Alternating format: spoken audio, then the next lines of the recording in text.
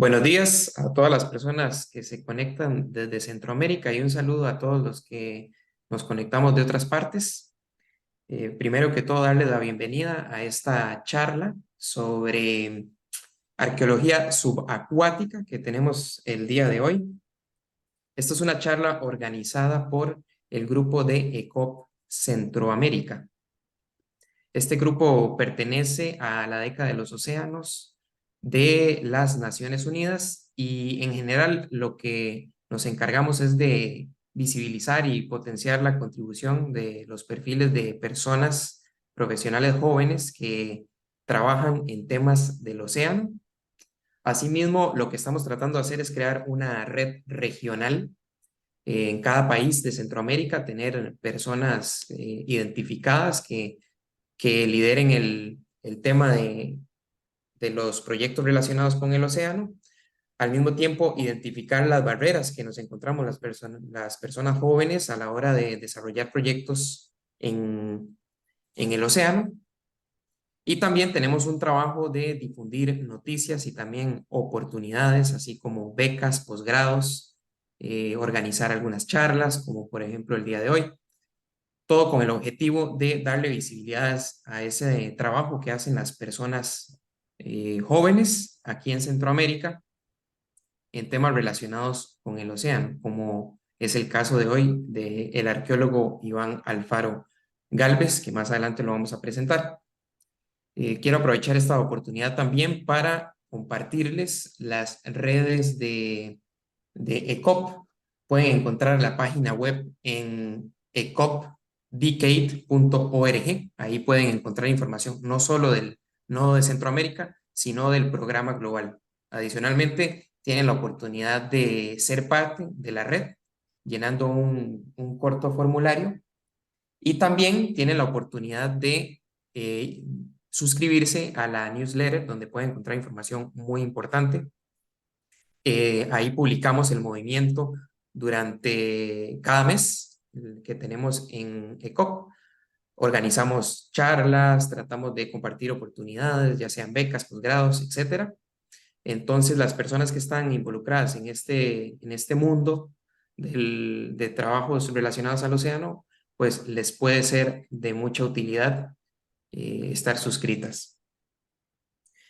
Como ya mencioné, uno de los objetivos principales de ECOP es darle visibilidad a esos perfiles de profesionales jóvenes y es por esto que hoy quisimos incluir una charla de algo que comúnmente no se escucha y es la arqueología subacuática y al mismo tiempo nos hemos dado cuenta que en la región de Centroamérica se trabaja con mucho rigor científico y mucho profesionalismo y por eso quisimos invitar a Iván Alfaro.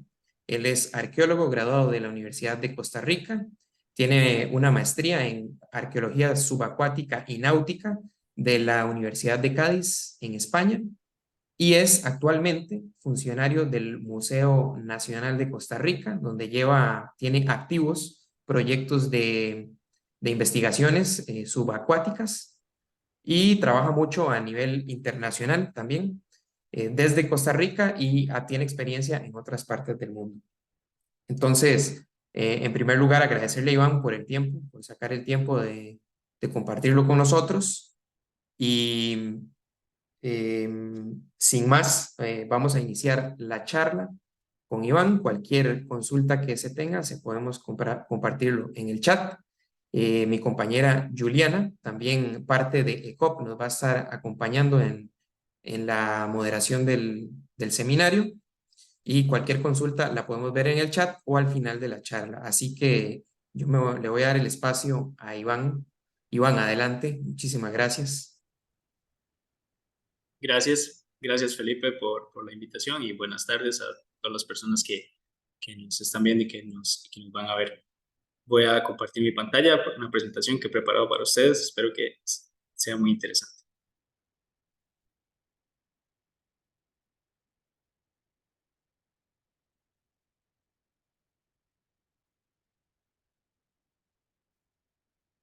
Bien, mi presentación la he titulado Patrimonio Cultural Subacuático de Costa Rica. Es un resumen del trabajo que hemos estado realizando pues a lo largo de los años en el Museo Nacional de Costa Rica. Y bueno, parte del trabajo que realicé durante mi estancia en España, cursando la maestría, el máster en arqueología náutica y subacuática.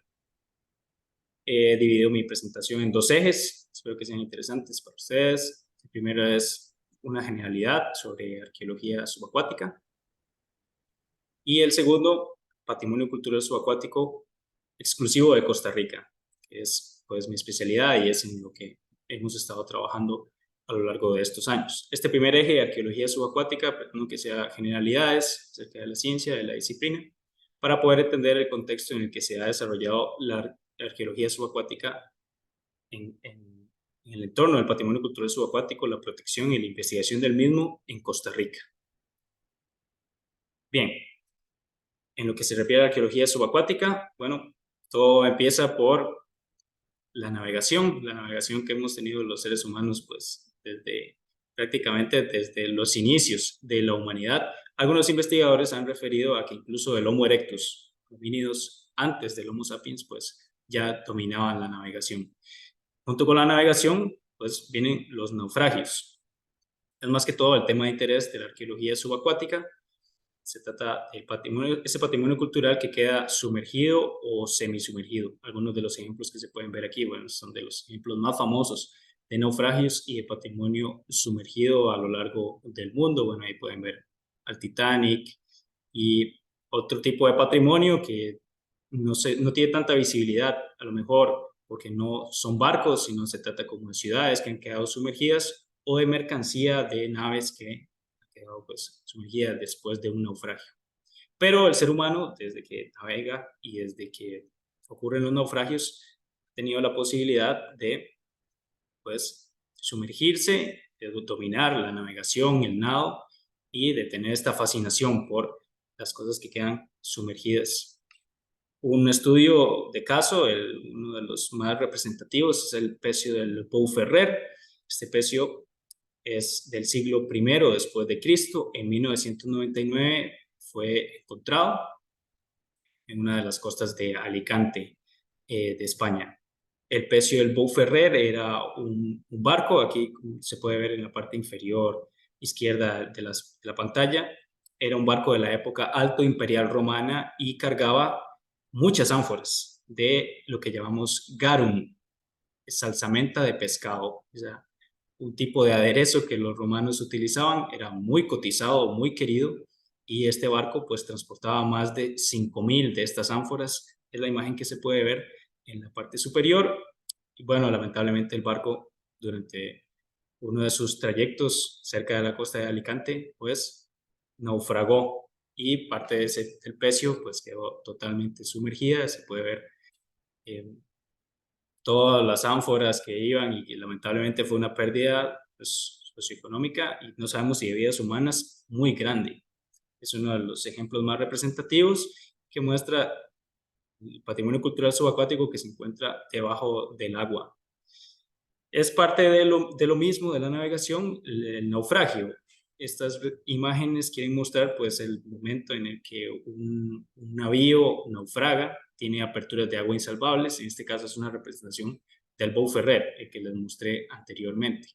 Era un navío con muchas ánforas, algo sucede durante la navegación, roza un fondo rocoso, ocurre una tormenta, no sabemos muy bien qué fue lo que pasó, pero el pecio naufraga, choca con el manto oceánico y las mismas corrientes y otros agentes naturales lo que provoca es que se rompa y que quede en un medio anóxico, es decir, debajo de la arena. La arena preserva el patrimonio cultural subacuático, no deja que la madera se pudra ni que se pierdan la cerámica, la lítica o los enseres de tripulación que lleva un barco. Y es donde entramos pues los arqueólogos subacuáticos en los arqueólogos a investigarlo. La fascinación por los barcos hundidos y por tratar de rescatar parte de las mercancías y de los mismos navíos es algo antiquísimo. Estas imágenes lo demuestran. En la parte izquierda de las pantallas tenemos pues una placa para los urinatores. Los urinatores eran una profesión, eran los buceadores de la época romana. En la parte inferior izquierda de la pantalla tenemos pues una representación de lo que podía ser un urinator. Era una persona que normalmente se metía al agua desnuda y aguantaba la respiración y la enviaban a investigar los barcos que se quedaban hundidos para saber si podía rescatar parte del cargamento. Ahora bien, sabemos que el ser humano, a pesar de nuestra inteligencia, somos torpes debajo del agua. No somos, a pesar de que seamos buenos nadadores, no podemos respirar sin mecanismos que nos permitan pues hacerlo. Entonces los urinatores pues tenían estos barriles que se enviaban con piedras para mantener un poco el aire que estaba en superficie, y los urinatores eran capaces de respirar un poco de aire y seguir investigando los barcos hundidos. En el centro de la pantalla tenemos una de las imágenes más antiguas, es una representación de Alejandro Magno con una campana de cristal. Parece que a ese conquistador macedonio, el gran conquistador macedonio de los tiempos, le encantaba pues sumergirse en el agua y poder observar los barcos hundidos. Era algo que realizaba desde sus naves. Uno de los primeros ejemplos de buceo que se realizaba con otro tipo de mecanismos. En la parte derecha, pues un mecanismo de poleas desde un barco que ejemplifica a un grupo de personas que lo que hacían era bajar por una cadena para investigar un barco hundido, siempre con la idea de rescatar parte de las mercancías y de lo que tenían los barcos. Aquí hay algunos ejemplos de los métodos que se han utilizado pues para investigar los barcos. La campana de Halley, que es la que se ve en la parte superior derecha, es de las más conocidas, en 1690. Fue creada, resulta que es una campana normalmente de cristal, otro tipo de hierro. Lo que intentaba hacer era pues, mantener algo del aire en superficie para que personas que estuvieran debajo del agua pudieran seguir respirando y rescatando parte de los navíos.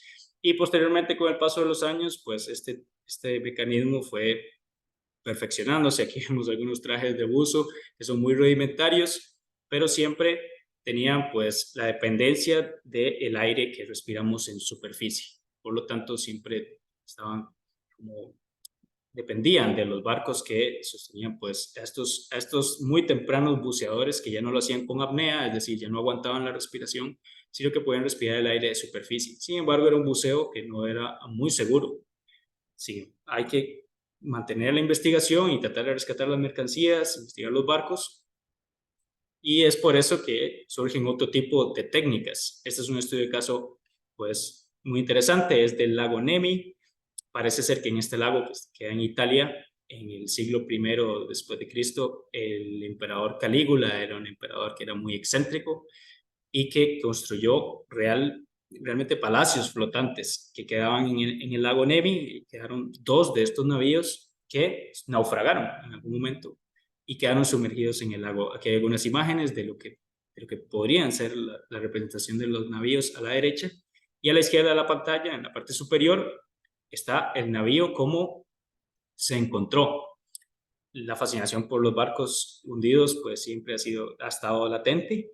En la parte inferior de la pantalla se ve a Benito Mussolini, el dictador italiano, que le mostraron el proyecto, le dijeron que había unos barcos, los barcos de Calígula, que estaban en el lago Nemi y que pues se quería reflotar.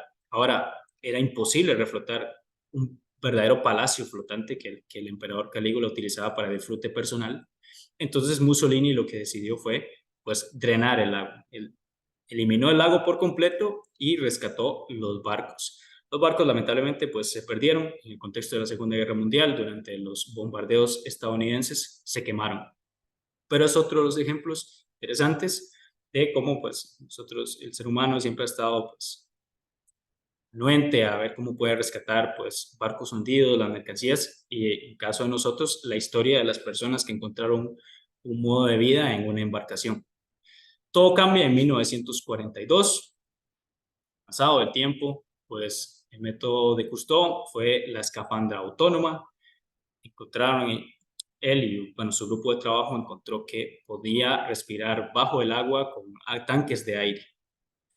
El método de escafandra autónoma cambió todo porque permitía a los buceadores pues tener autonomía y movilizarse por el mar sin depender del aire de superficie. Estas imágenes que se pueden ver en la parte derecha de la pantalla son de las primeras imágenes de buceadores que se relacionaban con patrimonio cultural subacuático, con mercancía de barcos hundidos, pero esto no es arqueología subacuática. Estas personas lo que se dedicaban era a sacar todos estos objetos del mar, entre más objetos sacaran, pues eso era lo importante, sin documentación y sin investigación.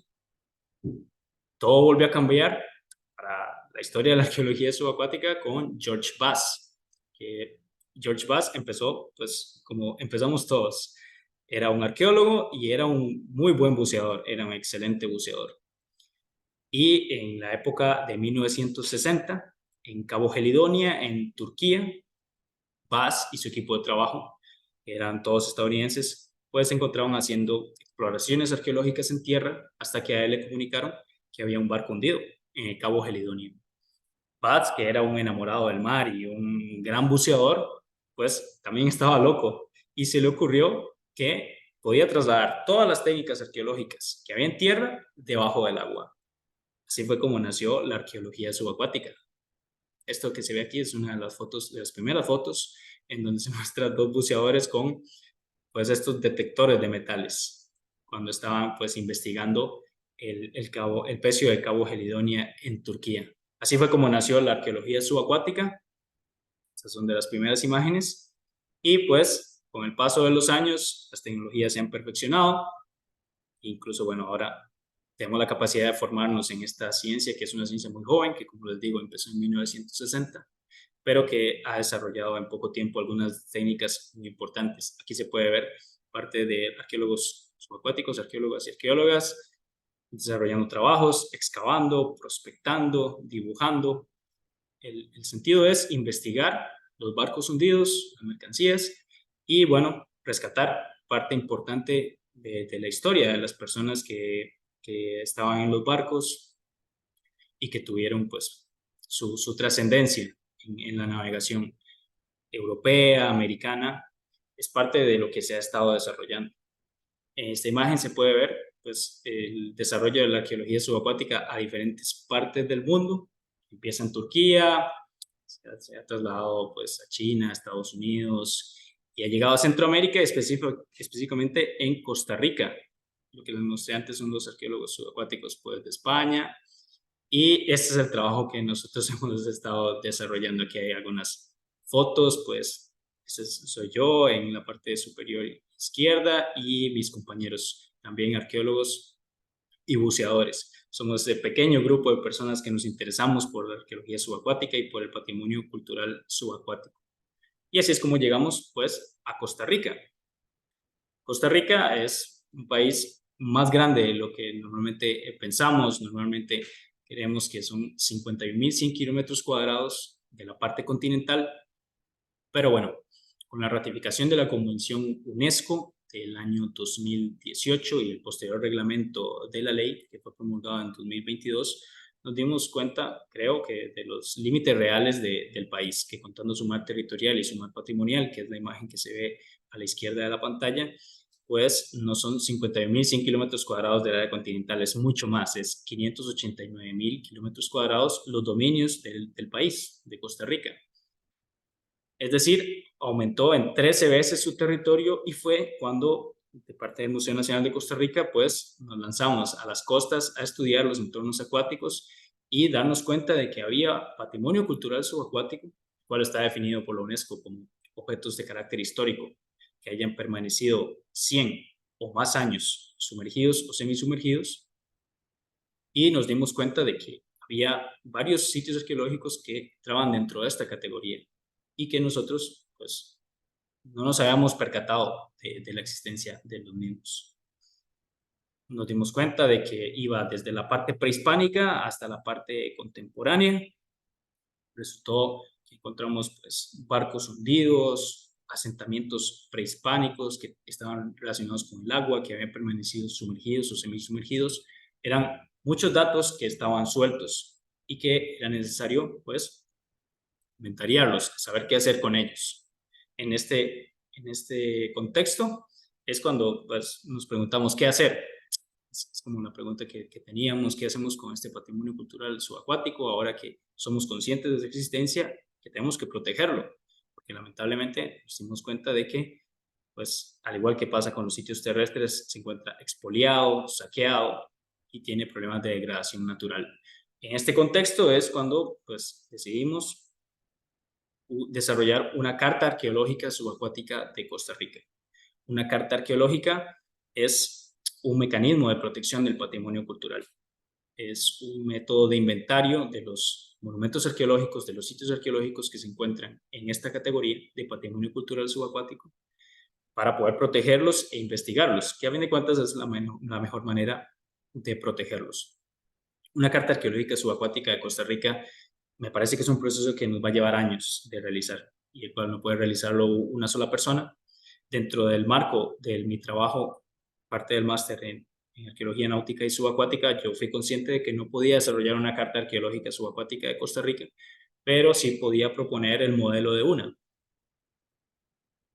Empecé por analizar las leyes en mi país, en Costa Rica, pues lo que quería era proponer un modelo que estuviera acorde dentro del marco legal para proteger el patrimonio cultural subacuático. Varias leyes están incluidas dentro de la protección del patrimonio arqueológico y más que todo me di cuenta de que muchas son ratificaciones UNESCO, es decir, convenciones UNESCO son promulgadas de manera general para muchos países y Costa Rica ha adaptado pues como leyes nacionales realmente sin pasar, sin un filtro que esté acorde con las necesidades socioeconómicas del país. Pero al menos me permitió plantear un modelo que estuviera pues, dentro del marco, en ese contexto de legalidad, en el cual pues, la ley más importante es la ley 9500, la ley de patrimonio cultural subacuático, protección del patrimonio cultural subacuático de Costa Rica. Lo siguiente que hice fue analizar modelos de cartas arqueológicas internacionales. Por supuesto que estando en España, pues decidí la de Cádiz, la costa de Cantabria, también la de Murcia, la de Cataluña, pero analicé también pues, el modelo del Instituto Nacional de Antropología e Historia de México, la Carta del Sur de Apulia, de Italia, el Museo Arqueológico Nacional en Francia, y bueno, algunos otros datos que podían complementar, podían ser importantes para esa base de datos. Y bueno, con esos datos pues pude hacer una propuesta del modelo. Pienso que una primera etapa es el inventario de yacimientos en categoría del patrimonio cultural subacuático, es decir, identificar todos los monumentos que estén en esta categoría para poder intervenirlos. Es parte de la segunda etapa, labores de urgencia y acciones preventivas para el patrimonio cultural subacuático costarricense conocido, es decir, una vez que ya sabemos cuáles son esos yacimientos, intervenirlos, a la degradación natural y el saqueo y el expolio que están sufriendo. Una tercera etapa es la investigación de estos yacimientos arqueológicos y prospección de entornos acuáticos, territorio costarricense, que nos va a permitir pues no solo seguir protegiendo este patrimonio cultural que está en el océano, que está en entornos acuáticos, sino también encontrar más. Y una última etapa, una cuarta, es una consolidación del modelo de carta arqueológica. Me parece que la repetición cíclica de las tres etapas anteriores va a consolidar el modelo. Entonces, bueno, como no había tiempo que perder, pues dentro de este trabajo me dediqué a recopilar, inventariar los monumentos arqueológicos que se encuentran en categoría de patrimonio cultural subacuático. Los dividí en tres categorías, tres apartados. El primero es monumentos prehispánicos, más que todo están en ese rango de tiempo entre el 500 y el 300 antes de Cristo. Son monumentos que están relacionados con sitios habitacionales o funerarios de antiguos habitantes prehispánicos, antes de la llegada de los europeos a América. Algunas imágenes que se pueden mostrar aquí, que les muestro, pues son de estos sitios que les comento. Más que todo son sitios funerarios donde las personas depositaban a las personas que morían. Estas personas quedaron en un medio anóxico, en entornos acuáticos, de pantanos, de manglares y cerca de la costa. Y al estar debajo de la arena, pues se conservan muy bien. La conservación ósea es muy buena. Aquí pueden ver algunas de las imágenes. Los enterramientos, pues, están en perfecto estado. Se conservan muy bien todos los elementos de los entierros. Hay una punta de proyectil, que es una imagen que está en la parte inferior izquierda de la pantalla. La madera es algo muy difícil de encontrar para nosotros en la arqueología costarricense. La madera se pudre con el aire, pero debajo de la arena, debajo del agua, se conserva. parte del patrimonio cultural subacuático también es la madera que se puede conservar y que en tierra no se podría conservar. Y en la parte derecha de la pantalla, en la parte inferior, trampas de pesca precolombinas. Estos eran corrales o diques de piedra, de roca sedimentaria, que se encontraban pues, en el entorno de las costas. Parece ser que estos antiguos pobladores prehispánicos construyeron estos cercos, estos corrales y diques, y esperaban a que subiera la marea para que moluscos y peces se metieran dentro de la trampa. Y cuando la marea bajaba, solo los más pequeños podían salir. Por lo tanto, los más grandes se quedaban atrapados en la trampa. Era un método de tecnología prehispánica que creemos que funciona incluso el día de hoy. Y era un mecanismo para pues, una pesca muy eficiente por parte de los antiguos pobladores prehispánicos. Luego tenemos los pecios de la época contemporánea. Estos están pues, en el Pacífico costarricense, aproximadamente creemos que estaban operativos en el rango del 1900 después de Cristo. Son pecios de diferentes, tienen diferentes características y son los que les voy a mostrar a continuación. Primero de todos es Pecio San Lucas 1, es uno de los pecios que se encuentra cerca de la isla San Lucas en el Golfo de Nicoya, es en parte noroeste de Costa Rica. Creemos que estuvo operativo aproximadamente para el 1900 después de Cristo. Aquí hay algunas imágenes. La imagen que está en blanco y negro es una foto, creemos que de 2005, es una foto antigua, pero que nos ha servido pues, para interpretar el barco que se encuentra hundido, que las tres imágenes que se ven en la parte derecha, bueno, y la parte inferior izquierda, son imágenes del pecio en su estado más reciente. El barco está hundido, pero se puede ver desde la superficie. Con los indicadores arqueológicos de arquitectura naval que podemos identificar, estamos casi seguros de que era un barco de vapor. Aquí se pueden ver parte de las calderas que tenía la nave cuando estuvo operativa y que, bueno, ya ha perdido por expolio. Es decir, ya alguien llegó, lo saqueó y se llevó las calderas. Pero bueno, se pueden ver algunos indicadores al día de hoy, como la cabina, parte de la proa del buque, parte de la parte delantera de la nave. Es un pecio que se puede ver a simple vista desde la playa en Isla San Lucas. Pecio San Lucas 2 es otro de los barcos que se encuentra cerca de la isla, aproximadamente también para el 1900 después de Cristo. La imagen en blanco y negro pues nos hace bastante reveladoras algunas características de la arquitectura naval que tenía el pecio. Parece ser que era otro barco de vapor y se encontraba encallado pues de una manera similar, aunque había perdido más elementos. En la actualidad prácticamente está todo perdido, aunque bueno, queremos ejercer más prospecciones de buceo para realmente ver el estado de conservación del pecio debajo del agua. Encima del agua a nivel de superficie pues ha perdido casi todos sus elementos por expolio. Pecio San Lucas 3 es el pecio con mayores indicadores de arquitectura naval de toda Costa Rica. De todos los barcos hundidos es el más rico en características. Es un pecio que se encuentra sumergido totalmente cuando la marea está alta y cuando la marea está baja, pues ni siquiera hay que bucear para verlo. Es un pecio que está en la costa de la isla San Lucas y que se puede pues, visitar caminando cuando la marea baja. Como se pueden ver en las imágenes, varios de sus indicadores de arquitectura naval se pueden identificar como el volante de inercia. El volante de inercia era un mecanismo para impulsar la nave además de vapor, que es esa rueda que se ve junto con los engranajes, parte de la proa de la nave, la parte delantera, parte de la popa, parte del lastre del navío, es decir, los ladrillos que se utilizaban para que el barco fuera estanco, para que se tuviera un peso necesario para poder flotar. Es un pecio muy interesante y bueno, que tenemos monitoreado, dado que no tenemos que bucear para verlo, pero lo hemos visitado pues solamente cuando se encuentra expuesto, es decir, cuando la marea está baja y podemos caminar y verlo. Nos falta hacer una prospección de buceo cuando el pecio está completamente sumergido, aunque estamos casi seguros de que se ha convertido pues en un hábitat, en el hábitat natural y en el hogar de algunas especies como un cocodrilo. Esto es como anécdota curiosa. El Sailing Beast, el biduco, es uno de los peces que pues tenemos monitoreados de una manera un poco menor a los anteriores. Es un pecio que se encuentra en Bahía Wafer, en la isla del Coco, 700, más o menos 700 kilómetros de la costa pacífica costarricense. los investigadores Claudio Lozano y Omar Fernández, que eran dos arqueólogos subacuáticos españoles, lo encontraron en el año 2018, a pesar de que había varias personas que ya conocían de su existencia. El rastreo que se hizo hacia el Sailing Vessel Viduco, el Sailing Vessel quiere decir, bueno, ya saben, navío de vela. Creemos que era una nave de pabellón alemán, es decir, que la bandera era alemana, y a lo que se dedicaba era transportar mercancías como maderos desde San Juan del Sur, en Nicaragua, a Punta Arenas, en Costa Rica. La nave fondeaba en Bahía Waifer, en Isla del Coco, porque la Isla del Coco tiene agua dulce. Es un lugar perfecto para fondear, reabastecer y continuar una travesía. Y la noche del 27 de diciembre de 1907 parece ser que por descuidos del capitán, el, el Viduco rozó un fondo rocoso, tuvo aperturas de agua insalvables y se hundió.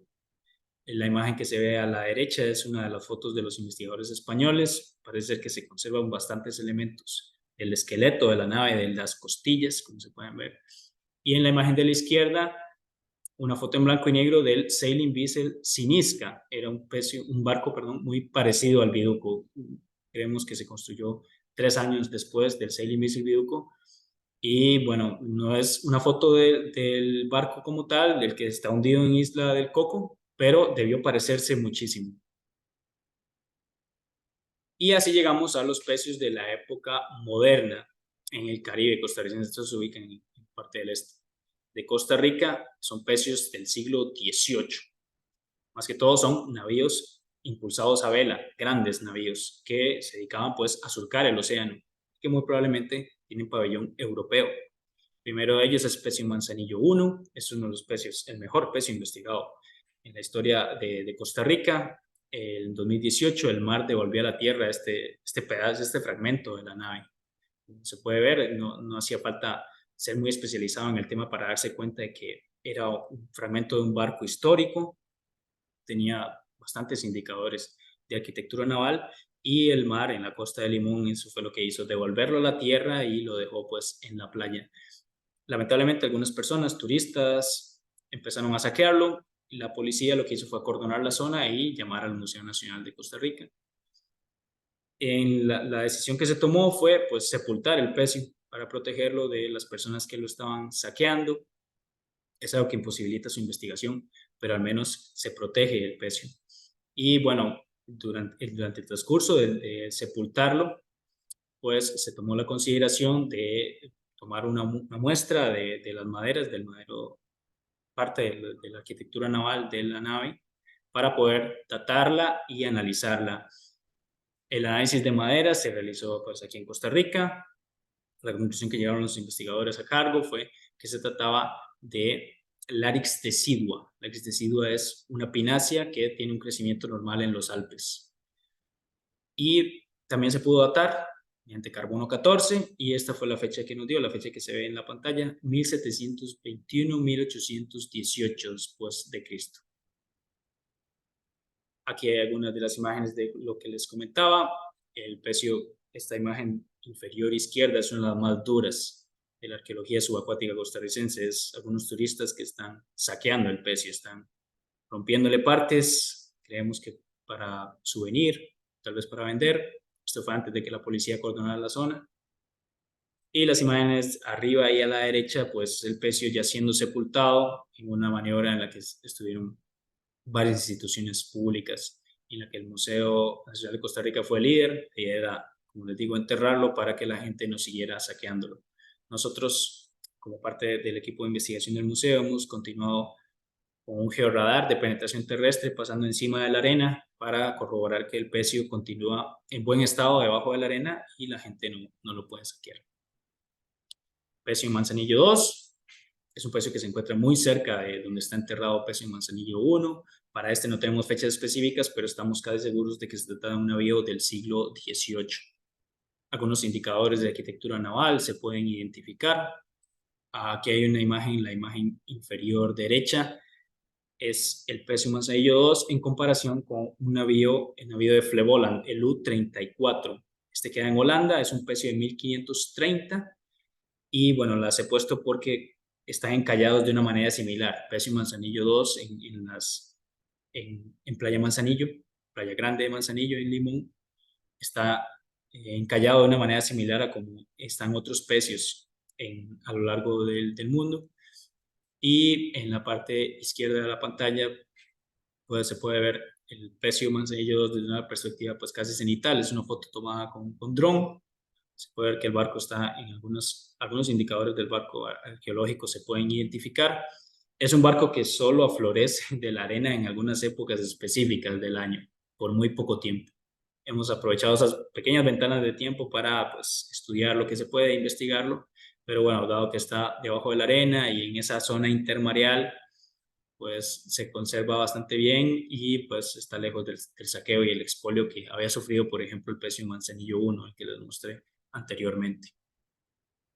Aquí hay algunas fotos más de pecio Manzanillo 2, como les digo, como está en zona intermareal, muy cerca del agua, de la línea de pleamar, pues a veces se confunde un poco con los troncos y la selva que hay cerca del Playa Grande de Manzanillo.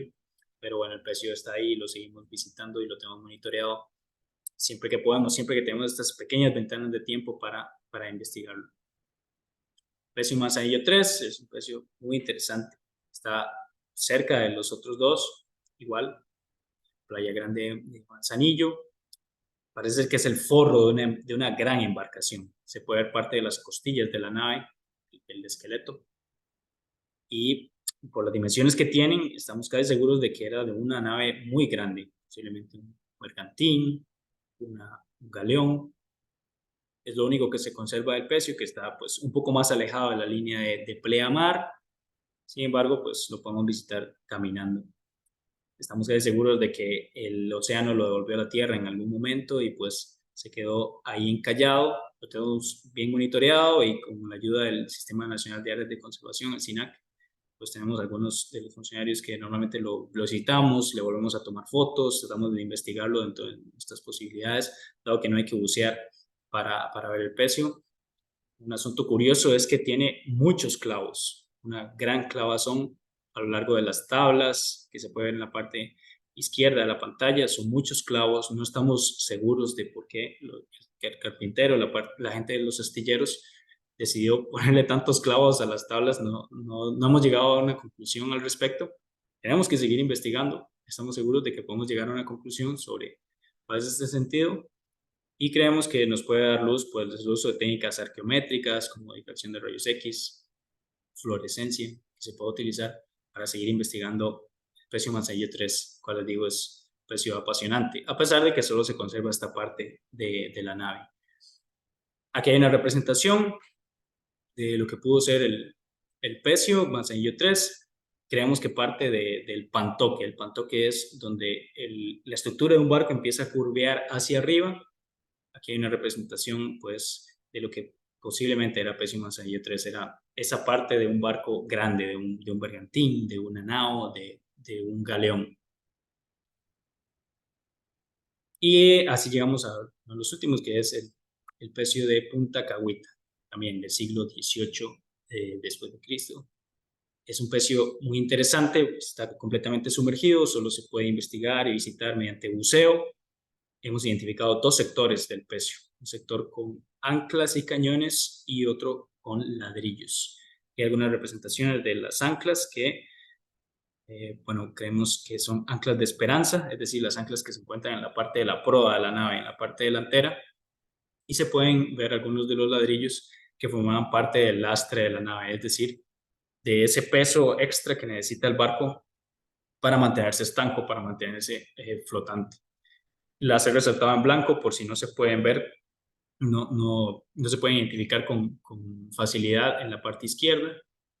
En toda esta zona hay muchos ladrillos de la nave y por lo tanto pues se ha propuesto que más bien sean dos barcos.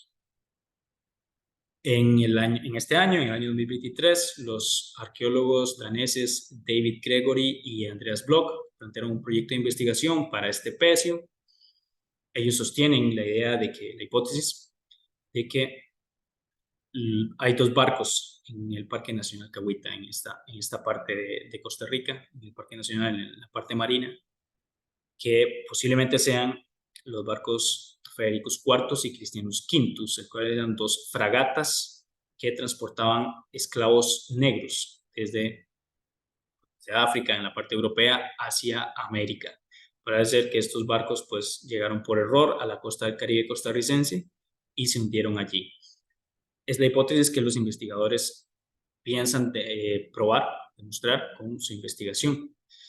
Ellos desarrollaron la primera excavación arqueológica subacuática de Costa Rica, un proyecto en el que estuvimos involucrados, por parte del Museo Nacional, una compañera y yo, y estuvimos pues buceando, dando nuestra opinión, apoyando en lo que se pudiera, y ellos encontraron debajo de estiva de la nave, ellos encontraron ladrillos que estaban acomodados, y debajo de ello, a 65 centímetros, debajo del manto oceánico, arquitectura naval. Ellos encontraron madera. Esta es una de las fotos más reveladoras. A lo mejor no se puede ver muy bien y por eso pues decidí colocarla aquí. Parece ser que encontraron salientes de babor de varengas. Salientes de babor de varengas son parte de las costillas de la nave, el esqueleto que sostenía un gran barco. Aquí se pueden ver algunas representaciones que he hecho de la misma foto y en qué parte de la nave pudo estar pues ubicada. En la parte izquierda, pues parte de esas costillas que les digo de la nave que sirve para toda esa parte estructural de un barco. Y en la parte derecha una representación un poco más gráfica de lo que se encontró, que posiblemente sea sí, de un barco de grandes dimensiones como de una fragata. Los investigadores con los cuales tenemos muy buena relación, pues van a publicar sus investigaciones a finales de este mes y ellos, pues como una cortesía profesional, han prometido pues darnos los datos cronológicos para saber si estos barcos están dentro de ese rango cronológico que ellos piensan, que es 1710. Pero bueno, de parte de nosotros, de nuestro criterio, estamos casi seguros de que debajo del manto oceánico, en esa parte del Parque Nacional Cahuita, hay un barco. Hay un barco histórico, posiblemente del siglo XVIII y de grandes dimensiones. Posiblemente una fragata, un galeón, un bergantín. Es algo que tenemos coordinado con el Sistema Nacional de Áreas de Conservación, con la gobernanza del Parque Nacional Cahuita, para protegerlo.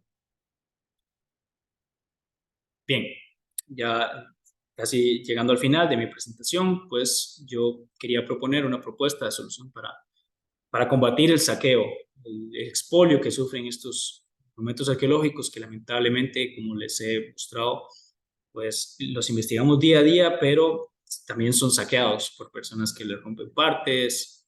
Pensamos que para vender o para mantenerlos como souvenir, en Costa Rica no hemos encontrado una red como en otros países de cazatesoros, lo cual es un gran problema. Los cazatesoros son los enemigos de los arqueólogos subacuáticos. Ellos los consideramos pues delincuentes, los consideramos vándalos, que lo que hacen es pues vender las piezas para lucrar con el patrimonio arqueológico. Es algo que nosotros no podemos tolerar. Y dentro de esta propuesta, pues en el año 2020, junto a otros compañeros y yo, pues hicimos una propuesta de zonas de amortiguamiento alrededor de monumentos arqueológicos. Esto que les muestro aquí en la parte derecha es un mapa que yo elaboré sobre los monumentos arqueológicos de la isla San Lucas, que es donde están tres de los pecios que les mostré anteriormente, los barcos hundidos, y planteamos un mecanismo de zonas de amortiguamiento, es decir, zonas alrededor de los monumentos arqueológicos que pudieran protegerlos, zonas de 20 metros. Dentro del marco de la maestría que realicé en la Universidad de Cádiz, me di cuenta de que esto es una buena idea, pero no es operativa para el patrimonio cultural subacuático, por dos razones. La primera es que las zonas de amortiguamiento son muy pequeñas, de 20 metros, y la segunda es que desarrollamos estas zonas alrededor de los monumentos arqueológicos pues con monumentos arqueológicos ya saqueados. Es decir, siempre estamos por detrás de los saqueadores, siempre estamos siguiendo desde la pista.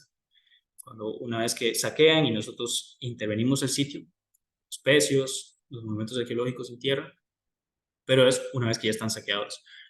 Entonces hay alguna manera de pues adelantarse a los acontecimientos, ser más listos que ellos, poder proteger este patrimonio antes de que sea saqueado.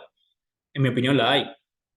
Zonas de servidumbre arqueológica subacuáticas. Este es un modelo pionero en Andalucía, en España, que se hizo fue plantear zonas con potencial arqueológico, es decir, zonas donde pudieran aparecer, propensas a que aparezcan barcos hundidos o sitios funerarios, habitacionales que estén en entornos acuáticos, normalmente relacionadas con algunos de los monumentos arqueológicos conocidos y que funcionan como señales de tránsito, es decir, personas que efectúen dragados, estudios, buceos, que sepan que están en una zona de servidumbre arqueológica subacuática y que pues tienen que estar alertas, tienen que tener cuidado ante pues el potencial arqueológico que tenga, es decir, que haya barcos hundidos. Dentro del trabajo que realicé, pues he propuesto estas zonas para Costa Rica. Son zonas que están delimitadas por la línea batimétrica de los 30 metros, que es la distancia, la profundidad de seguridad del buceo que podemos realizar como buceadores avanzados. Y dentro del buceo científico, específicamente son estas que les muestro aquí, más pequeños, son para la zona de Bahía Culebra, para la zona del Golfo de Iricoya, para la zona del Golfo Dulce, Parque Nacional Manuel Antonio, el Refugio Nacional Candoca Manzanillo en la parte de Cahuita, la Laguna del Arenal, también pues la Isla del Coco. Son algunas zonas con potencial arqueológico subacuático que he propuesto oficializar. Es una propuesta que tiene que pasar por varios filtros, pero me parece que podría ser una solución ante la problemática de expolio y de saqueo que viven nuestros océanos, el Caribe y el Océano Pacífico y los entornos acuáticos en general en Costa Rica. Algunas conclusiones generales, mi trabajo me permitió pues llegar a este tipo de conclusiones acerca de la arqueología de Costa Rica, es algo que me gustaría pues compartir con ustedes. Primero es que hay un panorama de todo por hacer en arqueología subacuática, en patrimonio cultural subacuático. Debemos empezar a investigar estos monumentos arqueológicos y a crear una carta arqueológica subacuática de Costa Rica.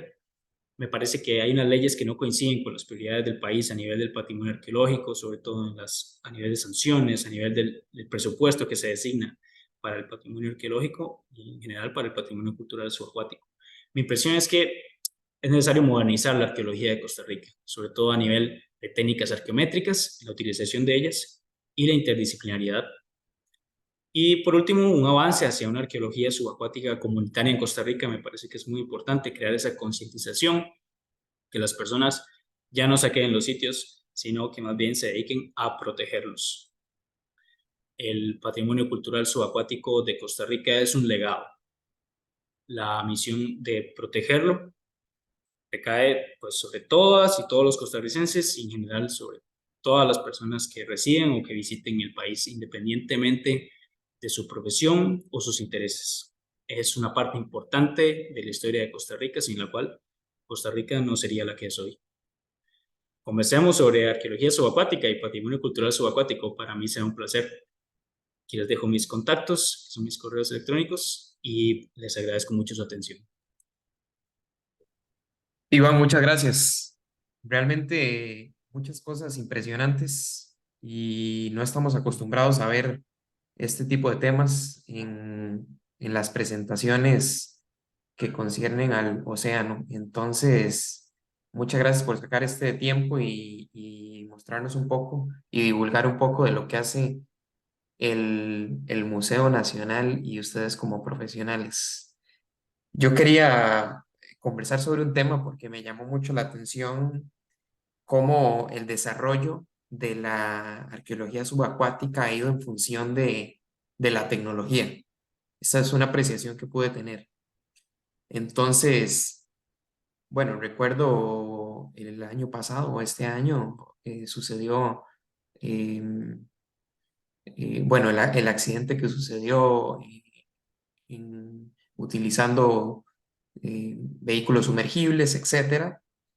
Pero quería preguntarle como una opinión si podemos esperar en los próximos años o si ya hemos visto un desarrollo en en lo que está relacionado con la investigación subacuática de acuerdo a la tecnología que se va desarrollando. Por ejemplo, vehículos sumergibles o también más tecnología a la hora de los buzos.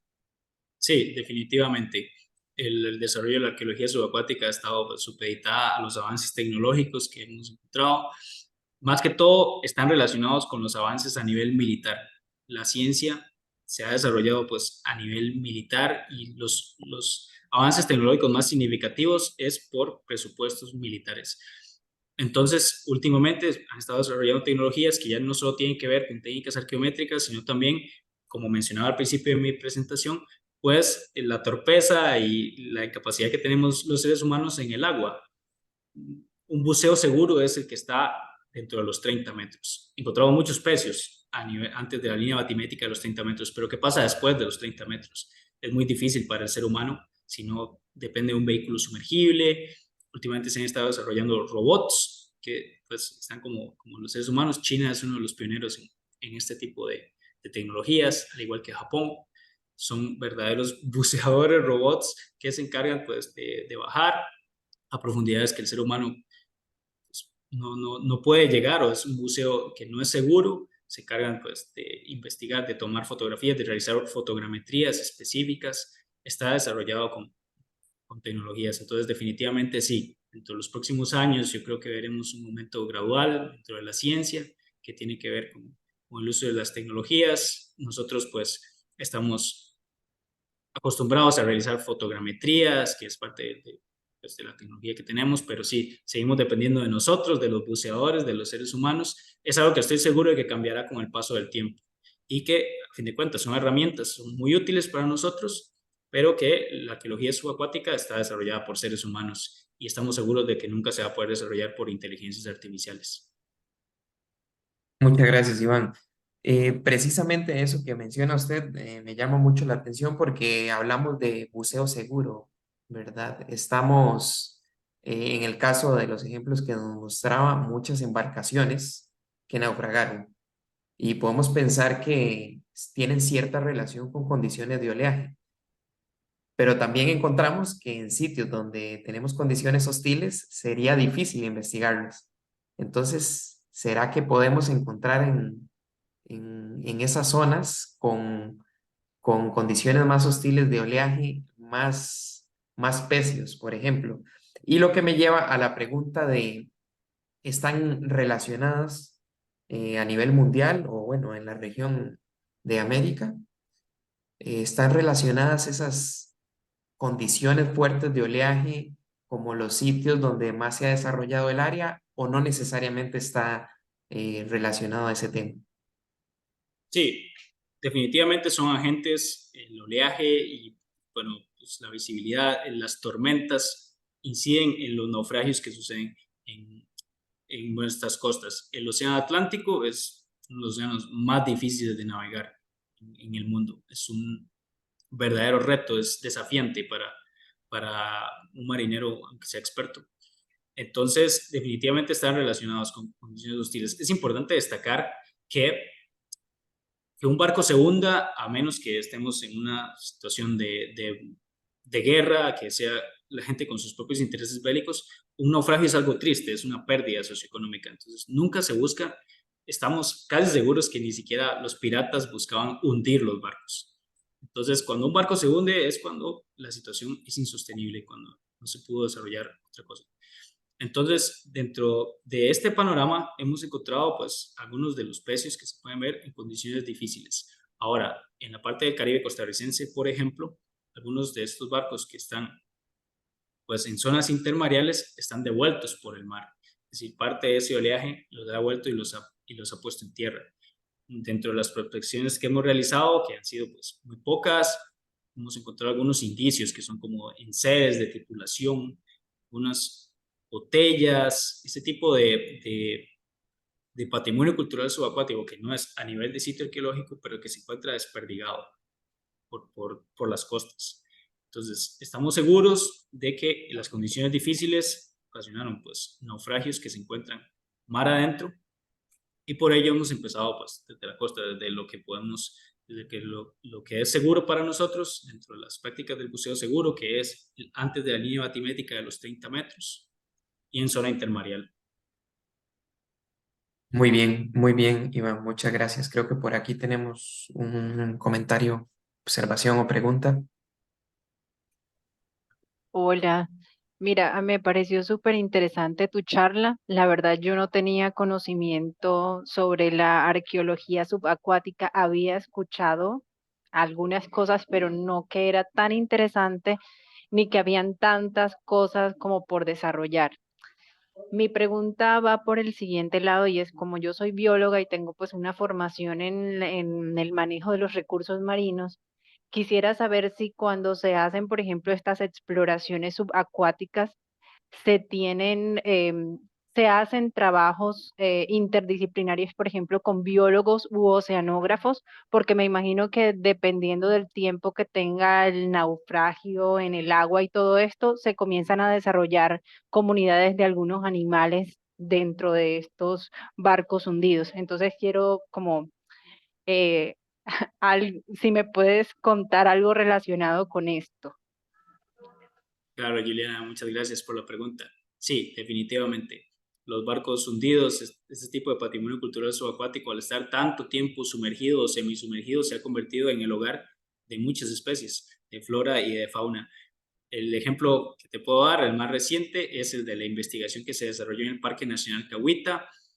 El pecio de Punta Cahuita, este barco que ellos encontraron, los investigadores daneses, está a 10 metros de la zona de corales. Nosotros pues nos vimos asesorados por funcionarios y funcionarios del Sistema Nacional de Áreas de Conservación que nos explicaron que a los corales pues no les puede caer ni un grano de arena. Nosotros somos conscientes de los corales, pero sabemos poco al respecto. Nuestra especialidad es en arqueología subacuática. Entonces, pues lo que decidimos fue desarrollar, pues dentro de nuestras recomendaciones, era una excavación que estuviera totalmente al otro lado de la zona de corales. Las anclas y los cañones que se encuentran cerca del pecio de Punta Cahuita están completamente concrecionados por corales. Es decir, el patrimonio cultural subacuático se conserva dentro del coral. El coral es un animal y es algo que a nosotros nos importa tanto como el patrimonio cultural subacuático. Entonces, dentro de ese marco, nosotros pues tenemos claro de que solo podemos intervenir arqueológicamente, que se encuentra pues debajo de la arena, que no tenga ninguna afectación para las zonas de corales. Estos cañones y estas anclas que te digo que se encuentran completamente concrecionados, nosotros no podemos intervenirlas porque tenemos que proteger el coral. Es muy importante. De manera que se pueden estudiar de otras maneras, podemos hacer mediciones, podemos hacer una fotogrametría, podemos realizar otro tipo de preguntas de investigación, pero siempre y cuando tengan la protección del coral como una prioridad. Y es algo que recomendamos y que hemos estado desarrollando en las investigaciones en el trabajo que hemos realizado. Vale, y también tengo otra pregunta, pero ya relacionada, por ejemplo, con lo que me hablabas sobre el saqueo y que tú estabas proponiendo unas zonas de amortiguamiento. Es que si me pongo a pensar, por ejemplo, en biología, nosotros tenemos zonas de conservación y dentro de estas zonas de conservación hay zonas de amortiguamiento, pero pues porque son como animales y plantas vivas y todo esto pues uno alcanza a imaginarse, pero por ejemplo, ¿cómo proteger el patrimonio subacuático? ¿Cómo es la vigilancia de este tipo de estructuras? ¿Cómo se delimita un área de amortiguamiento? Sí, bueno, dentro de mi propuesta, he propuesto la línea batimétrica de los 30 metros como delimitación del buceo seguro y la única manera de monitorear estos monumentos arqueológicos es mediante el buceo. Nosotros a eso es lo que nos dedicamos, destinamos un presupuesto para poder pues, bucear y estar encima de estos monumentos arqueológicos, tomar fotografías, hacer fotogrametrías actualizadas siempre que podamos de los monumentos arqueológicos y del estado de conservación en el que se encuentran. Entonces, lo que realizamos son prospecciones, es decir, recorridos mediante buceo científico, encima de los monumentos arqueológicos que tenemos conocidos y creamos alianzas. El Sistema Nacional de Áreas de Conservación es un gran aliado del Museo Nacional de Costa Rica, también otras entidades que están preocupadas por el patrimonio cultural subacuático. Siempre que tengan buceadores, nosotros pues tratamos de, dentro de la medida de lo posible, capacitarlos, hacerles ver la importancia de esto y ellos nos han podido colaborar en realizar este tipo de buceos, en ver cómo están las condiciones de los yacimientos arqueológicos. Es un monitoreo constante para que haya un control sobre los monumentos arqueológicos. El SINAC, el Sistema Nacional de Áreas de Conservación, pues tiene control sobre las personas que ingresen al Parque Nacional, por ejemplo. Entonces, es parte de nuestros aliados, hemos tratado de buscar alianzas con otras entidades una base de datos, un sistema de información geográfica que manejamos en el Museo Nacional nos ha ayudado mucho porque pues nos da las coordenadas precisas, nosotros no tenemos que ir a buscar los monumentos buceando, ya sabemos dónde están mediante coordenadas y podemos realizar este tipo de monitoreo. Pero sí, para responder a tu pregunta, esa es la única manera de monitorear los que tenemos, es realizando constantes visitas, constantes buceos para monitorear estos monumentos arqueológicos. Vale, y también tengo una última pregunta. Es que me pareció súper interesante y es un tema súper desconocido, la verdad. Entonces yo quisiera saber si hay algún como tipo de educación o trabajo mancomunado con las comunidades costeras donde ustedes encuentran este tipo de embarcaciones. Sí, dentro del proyecto que hemos estado planteando en el Museo Nacional de Costa Rica tenemos un componente muy fuerte de arqueología subacuática comunitaria. Nuestra idea es que es un trabajo que estamos apenas empezando, desarrollando, pero nuestra idea es acercarnos a las personas que viven cerca de los monumentos arqueológicos subacuáticos, preguntarles, entender la visión que tienen estas personas sobre el patrimonio cultural subacuático y al final de esa investigación, de esa cercanía que debemos tener con la gente, pues tratar de concientizar, de hacerles ver por qué es importante. Muchas personas ya saben que es importante. Nosotros tenemos un panorama esperanzador, creemos que los saqueadores son los menos, es decir, una minoría, pero que sigue lamentablemente estando ahí. Entonces hemos decidido que parte de ese acercamiento es primero ver nuestra perspectiva de trabajo como una investigación, es decir, conocer a las personas, saber qué tipo de trabajo desarrollan cerca de las costas, cerca de los entornos acuáticos y la visión que tienen ellos sobre el patrimonio cultural subacuático. Ese componente primero y el fundamental, el que debemos ejercer antes de hacer cualquier intervención arqueológica y es lo que estamos empezando a desarrollar. En el Parque Nacional Cahuita hay una escuela de buceo local que es muy entusiasta, ellos están muy de cerca con la arqueología subacuática, ellos quieren hacer arqueología subacuática y entender parte del patrimonio. Nosotros nos hemos acercado a ellos, hemos compartido conocimientos, ellos nos han enseñado mucho y nosotros a ellos también. Entonces, es parte de lo que queremos desarrollar a nivel país. Vale, Iván, pues muchas gracias y la verdad, muy interesante el tema. La verdad, súper interesante. Gracias. Es muy amable. Muchas gracias, Iván. Yo no quería dejar pasar la oportunidad también para hacer una pregunta saliéndome un poco del proyecto que nos explicaba, pero también relacionado a la arqueología subacuática y del perfil de las personas que trabajan en esto, porque quería preguntarle y que nos comentara un poco desde su punto de vista y su experiencia. ¿Qué necesita una persona para ir entrando en estos temas?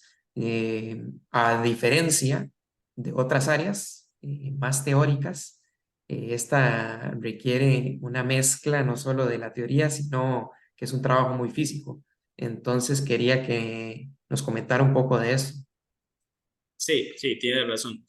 Ah, Nosotros, como mencioné durante la presentación, pues normalmente los que estamos metidos en arqueología subacuática empezamos siendo arqueólogos y después buceadores y cuando nos gustan estas dos cosas, pues es cuando ya nos especializamos.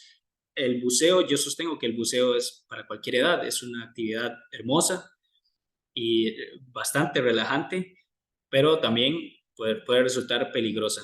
En caso del buceo científico, que es el que nosotros desarrollamos dentro de la arqueología subacuática, que es un buceo específico que no consiste en recorridos pues admirando animales, sino es algo bajar puntualmente a un monumento arqueológico, intervenirlo, es algo que requiere técnicas arqueológicas y bueno, es parte de la formación que necesita un buceador avanzado. La UNESCO y en general dentro de la comunidad de arqueología subacuática, pues la recomendación es esa, que solo puedan ejercer buceadores avanzados con una licencia de buceador avanzado, que es como tenemos en el Museo Nacional de Costa Rica.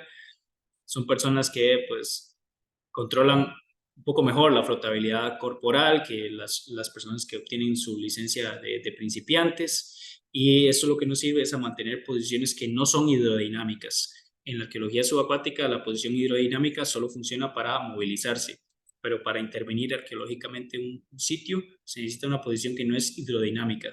una posición que no es hidrodinámica, es un poco peligrosa en caso de que suceda pues, alguna eventualidad que pueda suceder, como puede ser contacto con animales marinos, la corriente, la temperatura. Son agentes que los buceadores avanzados pues logramos controlar dentro del buceo científico. Entonces, sí, el perfil ideal para un arqueólogo o una arqueóloga subacuática pues es un arqueólogo en tierra, una persona que tenga una formación de arqueología, que haya estudiado una carrera de arqueología y posteriormente que tenga una titulación de buceador avanzado. Estas dos herramientas son principales para poder potenciarlas y desarrollar pues, un profesional en arqueología subacuática que pueda ejercer una correcta gestión, investigación y protección del patrimonio cultural subacuático.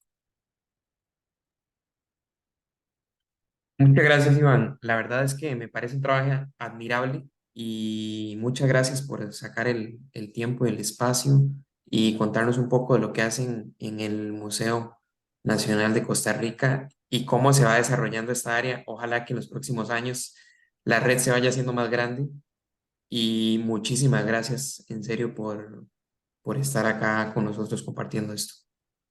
Para mí es un placer y un honor estar para la red y te agradezco la oportunidad y darle visibilidad al trabajo que realizamos. Muchas gracias. Pues con esto damos finalizada la sesión de esta charla de arqueología subacuática por parte de COP. Le agradecemos al invitado y a todas las personas a las que les pueda llegar esta información y nos vemos en una siguiente charla. Muchas gracias y hasta luego.